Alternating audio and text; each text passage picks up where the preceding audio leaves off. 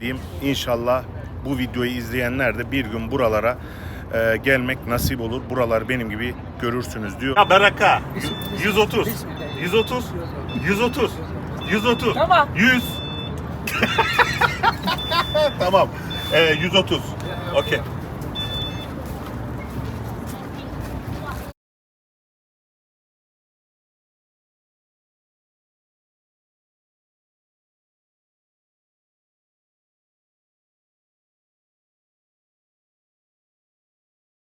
O bir tur vardı böyle üstü açık otobüslerle, ona 80 kişi başı 80 kameramanla 160 riyal verecektik. Bir taksiciyle pazarlık yaptık. O bizi 130 riyale götürecek, yani kişi başı 65 riyale geliyor. Daha böyle uygun taksiyle, bir de otobüs 6 saat sürüyordu.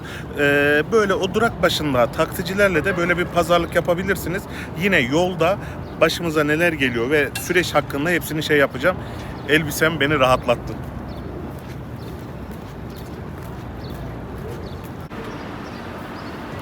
İlk defa bu elbiseyle arabaya bineceğim abi. Araban çok kirli Habibi.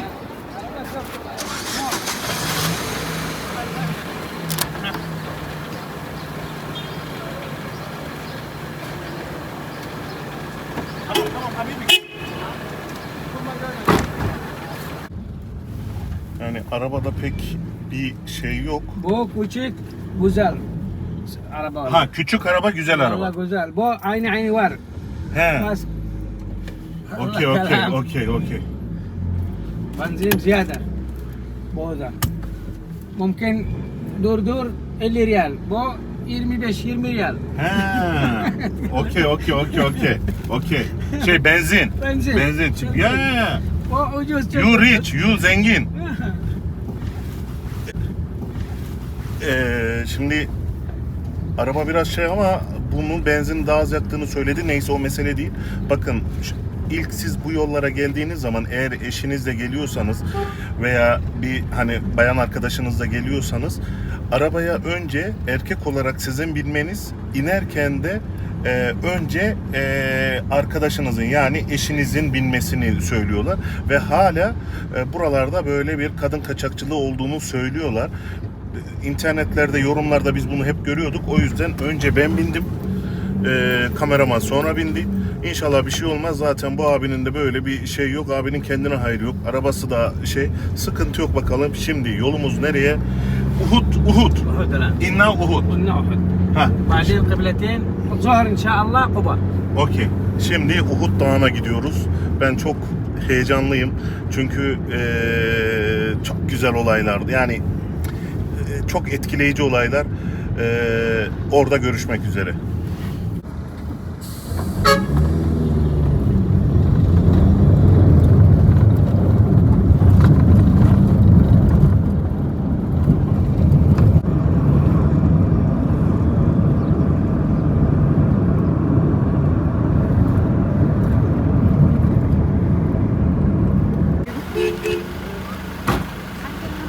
Arabadan önce kameraman indi, sonra ben indim. Şimdi Uhud Dağı'nın şu gördüğünüz Okçular Tepesi, arkası da Uhud Dağı. Oraya geldik.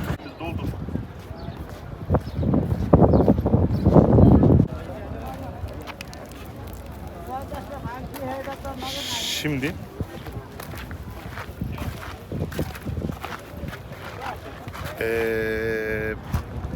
Uhud Dağı'nın olduğu yere geldim ama ne olur bakın, size yalvarıyorum, bana yorumlarda işte dini bir, yani ben burada beni bir dini rehber olarak almayın.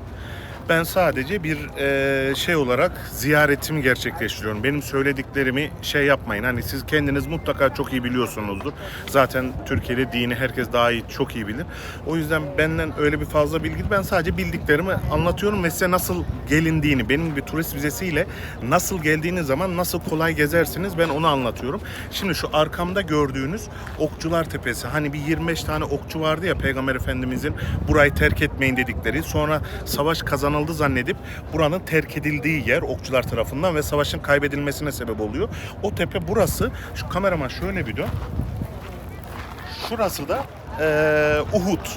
Dağı diye geçiyor. Ama Peygamber Efendimizin bu tepenin çok önemli olduğunu ve okçular buraya yerleştirirken de tembihlediği o hikayeyi biliyorsunuz. Şimdi bu Okçular Tepesi'ne doğru kameramanla çıkmaya çalışacağız.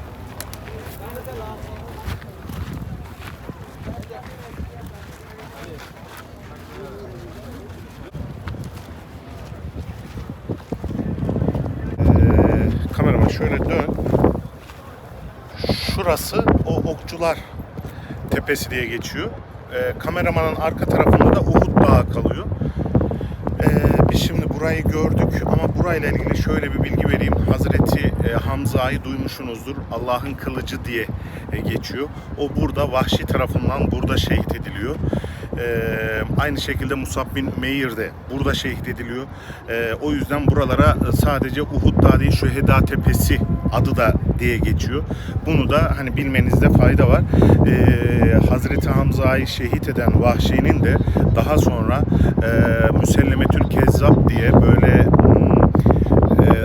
namaz kılmayanların peygamberi diye böyle geçen çok önemli bir şeyin savaşı, Hazreti Vahşi onu mızrağıyla öldürüyor ve daha sonra mızrağına bakarak diyor ki Allah'ım diyor, ben insanların en hayırlısı Hazreti Hamza'yı şehit ettim.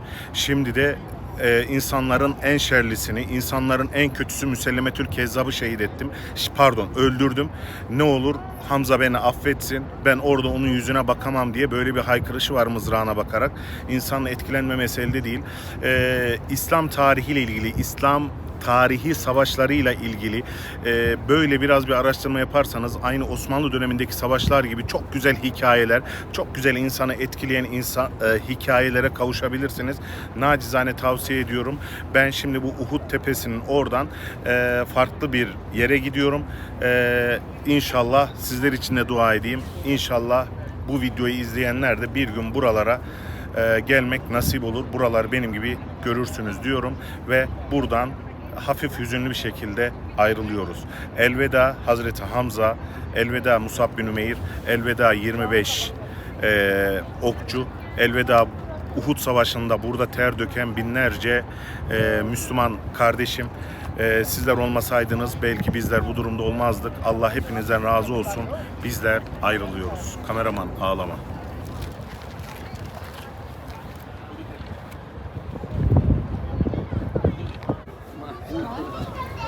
Okçular Tepesi ile Uhud Dağı arasında böyle bir alan var. Burası da Hazreti Hamza'nın mezarının olduğu yer.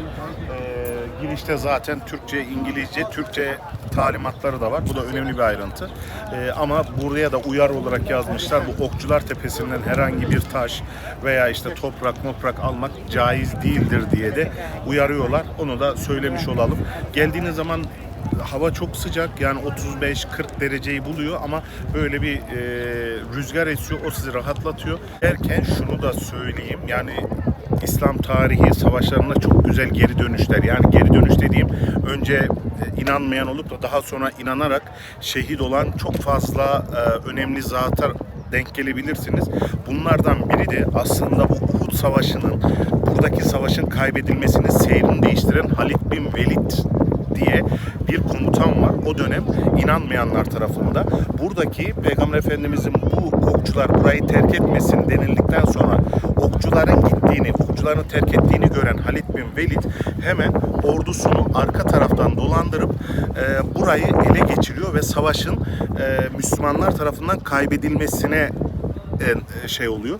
Ama daha sonrasında da Halid bin Velid Müslüman oluyor ve tek arzusu ne biliyor musunuz bir komutanın? Allah'ım diyor, beni şehit et diyor. Ve o kadar güçlü, o kadar heybetli biri ki ve şehit olmak ona nasip olmuyor ve hatta bir gün diyor ki Allah'ım diyor, ben şehit olmayacağım da böyle hasta yatağında yaşlılar gibi can mı vereceğim diye dua ediyor ve Allah'a böyle bir duasında böyle mini bir haykırışta bulunuyor ve o Halid bin Velid ne yazık ki şehit olamıyor ve belirli bir süre yaşlandıktan sonra yaşlı yatağında yağmur altında son nefesini veriyor ve şehit olmadan, yani şehitlik mertebesine biz karar veremeyiz ama normal savaşta şehit olmadan hasta yatağında vefat ediyor. Halid bin Velid'in hikayesi de sizi etkileyecek hikayelerden bir tanesi. Hazreti Ömer'in hikayesi olduğu gibi Sa'd bin Vakkas komutanın olduğu gibi bu hikayeleri böyle biraz bir araştırırsanız Hazreti Vahşi'nin, Hazreti Bilal'in, Hazreti Hamza'nın hikayeleri olduğu gibi çok güzel böyle inanmayıp da daha sonra inananların hikayeleri var. Bunları araştırırsanız bence etkilenebilirsiniz, büyülenebilirsiniz. Ben biraz heyecanlandım, etkilendim.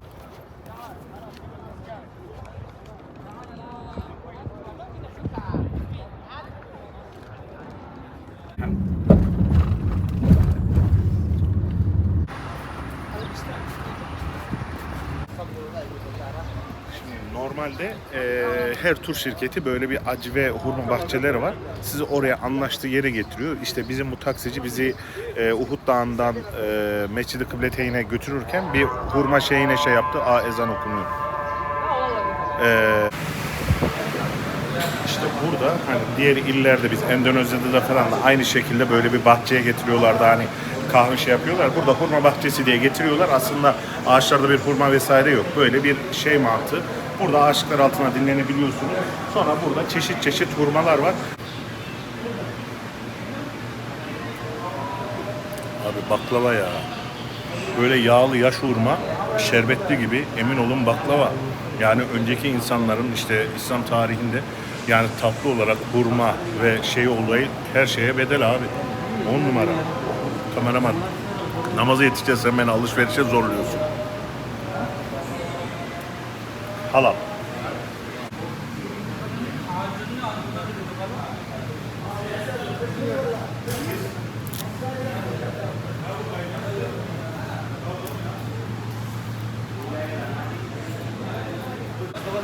Bu da Peygamber Efendimizin ektiği acve hurması. Ama yani aklınıza bir şey gelmesin. Böyle niyetimiz böyle beleşle hurma yemek değil. Alıp taşıyabileceğimiz bir şey yok. Hemen tadına bakıyorum.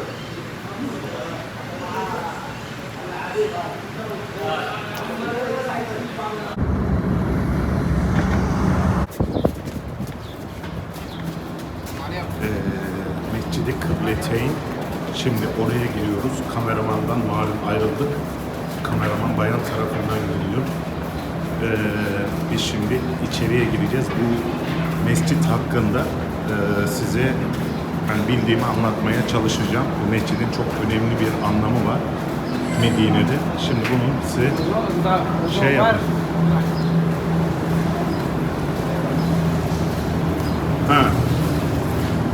Ulan İsmail bizi tuvalete götürüyormuş ya.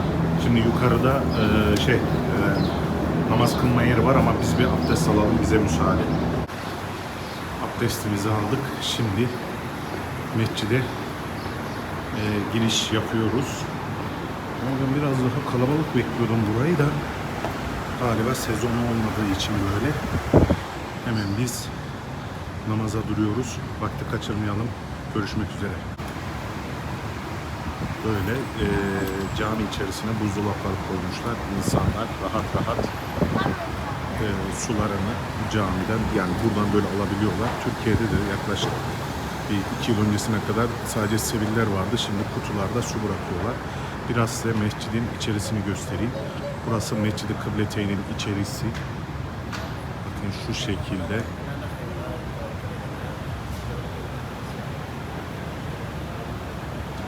İnce ve uzunlamasına yapılan bir cami.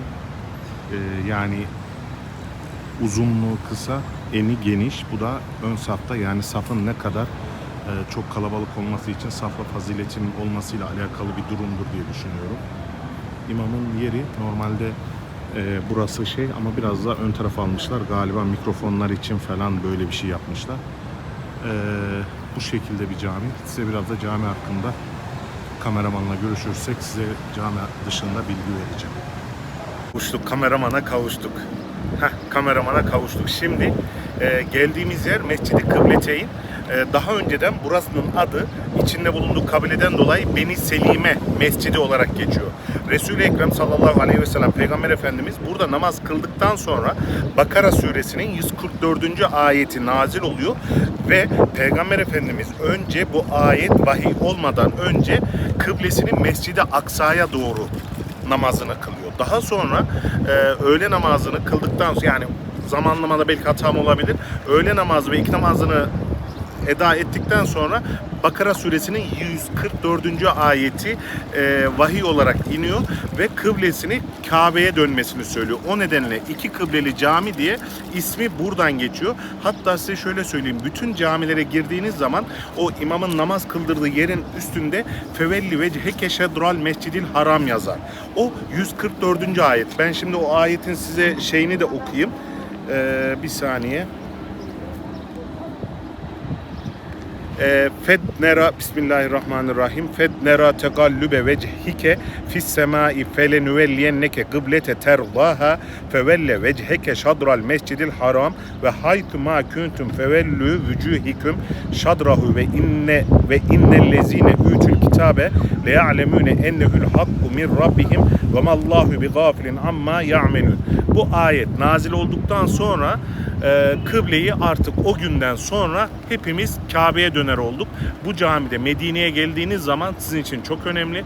Mutlaka tur şirketiniz getirmese veyahut da yalnız geldiğiniz zaman vakit bulamasanız da bu camide bir 2 rekat vakit namazı da olmasa bir şükür namazı olarak kılmanızı nacizane tavsiye ederim. Eğer buraya gelirseniz dualarınızda bizi unutmayın. Şimdi farklı bir mescide doğru yola çıkıyoruz. Kameraman güneşle iyi geçinmeye çalış.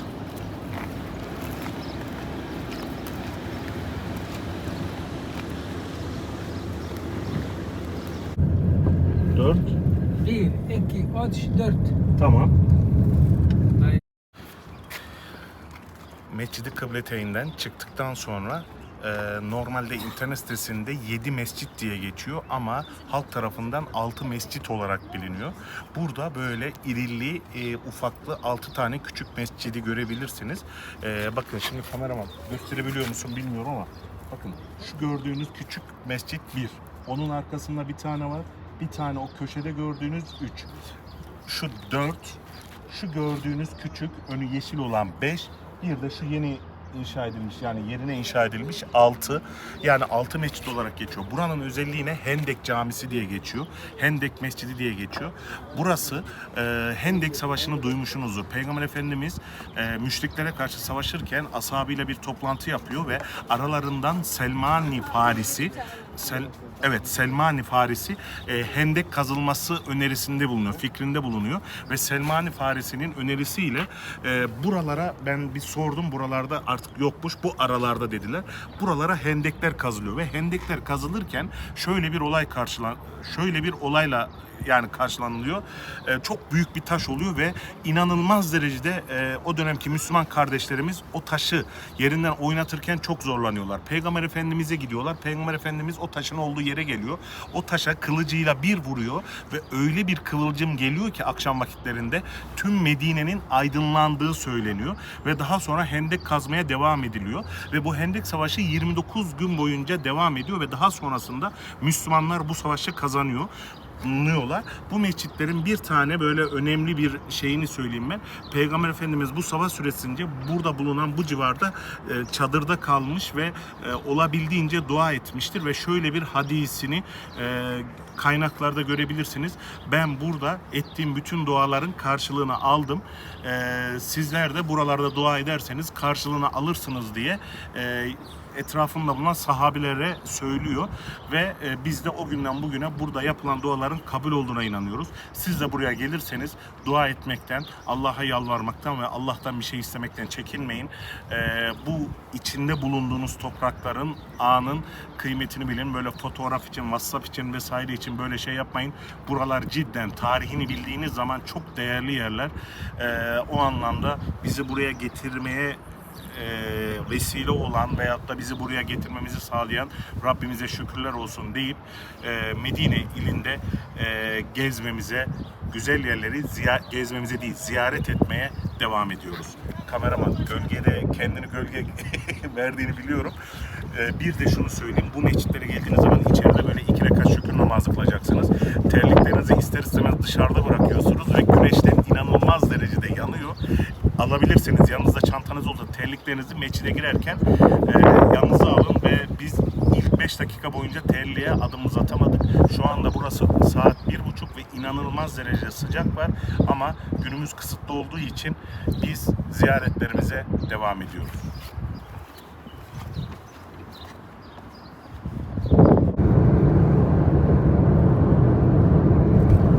اسحاب والله ما عشان دي ريال لو ما هوش عيب اللي ما هوش عيب علي انك دخلك وجهك انت والله ما نديه لا لك ولا لهم ولا عندي ريال انتم خلكم الى بورقه ادوا الورقه وخذكم 50 بس ولا ابو شيء ما يلزمنيش اسماعيل problem? والجمعه Cuma. You okay? مشكله باليمن No problem? Problem no. نو بروبلم Okay. انا ما يلزمني الا زي ما اتفقنا قال لكم لي امس لا ادي ال 50 واخذك الورق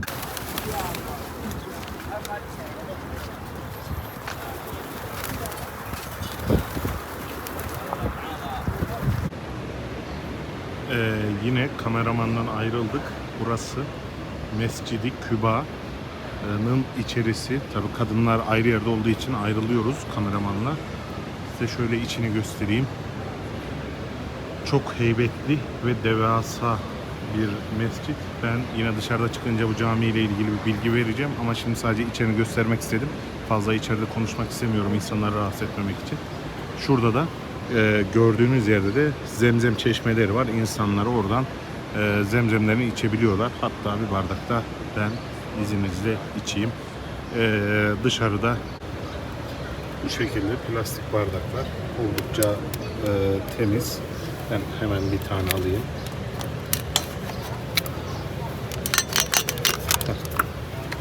Şöyle. Zemzemi boşa götürmeyelim bir saniye.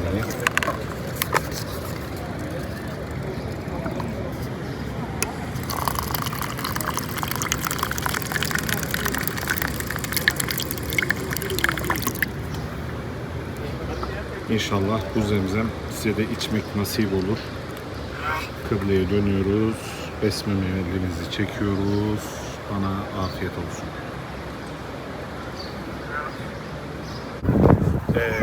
Şu anda arkamda gördüğünüz yer Mescid-i Küba. Bu Küba'nın, bu mescidin anlamı şu. Peygamber Efendimiz Mekke'den Medine'ye hicreti sırasında burada konaklıyor ve burada bu camiyi yani bu mescidi inşa ediyor ve hatta inşa sırasında da çalışıyor. O anlamda da bu da Medine'ye gelenler için, Medine için çok önemli bir mescit. Normal bizim Eminönü'nde olduğu gibi, böyle diğer ülkelerde olduğu gibi hep böyle kuş yemi satan insanlarla dolu. Bizim insanlığın kuş merakını, kuş özlemini bir türlü anlamlandıramadım. Neyse, Umre'deyiz, kutsal topraklardayız. Fazla niyeti bozmadan biz Mescid-i Cuma'ya doğru yol alıyoruz.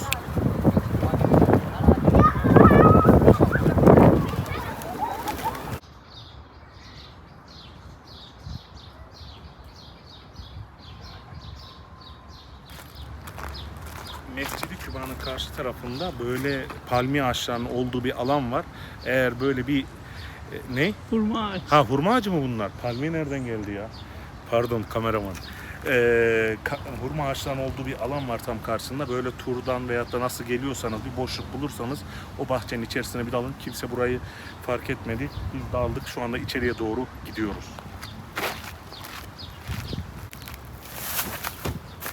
Kameraman düşüyordum.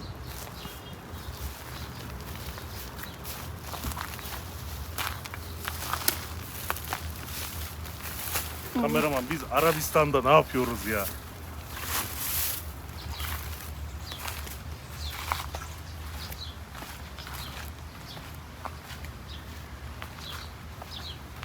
Ya şunun 10 metre ilerisi sıcaktan yanıyor. Bu hurma ağaçlarının böyle altında kuş seslerinde burada sanki böyle bir cennetin içindesiniz. Vallahi billahi çok yorulduk. Vallahi vaktimiz olsa biraz otururuz burada da.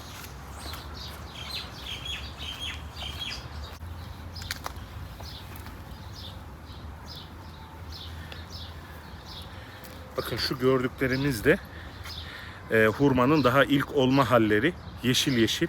Bu şekilde yenir mi ki kameraman? Yesem ne olur? Deneyeyim mi bir? Bismillahirrahmanirrahim. Şifa niyetine ya Rabbi. Kilomdan kurtulayım inşallah. Dua ediyorum ya Rabbi.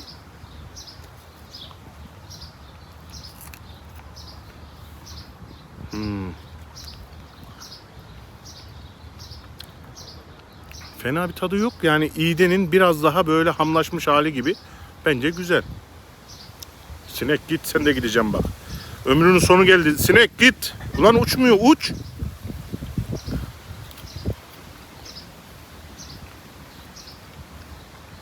sineğin derdi ne ya?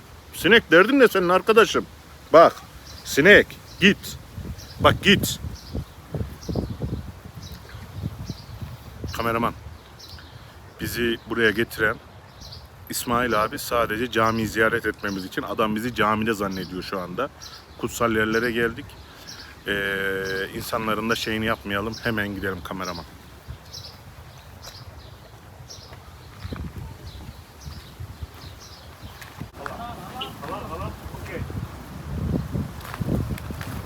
Yediğimiz şeyi de helal etmelerini söyledik canım. Bu arkamda gördüğünüzde Mescid-i Cuma diye geçiyor. Peygamber Efendimiz Mekke'den Medine'ye hicreti sırasında burada konaklıyor. Burası Mescid-i Kuba'ya yakın. Burada da ilk cuma namazını kılıp ilk hutbeyi burada verdi. Bu hani Abdülhamid'in Hicaz Demiryolu, Devlet Demiryolu nereden geldi ya? Hicaz istasyonu, Hicaz Demiryolu diye buradan işte tren döşediği söyleniyor ya Abdülhamid'in. İşte o istasyon burası ama şu anda kapalı. Normal turlarda siz gelirken burada böyle otobüs şirketleri buradan gösteriyorlar. İçeriye almıyorlar. Bilginiz olsun. Şimdi otele gidip bir bardak çay içme zamanı.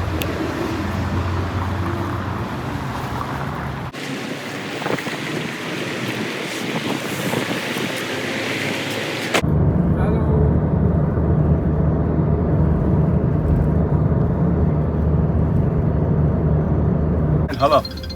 Halal. Halal. Halal et. Halal et.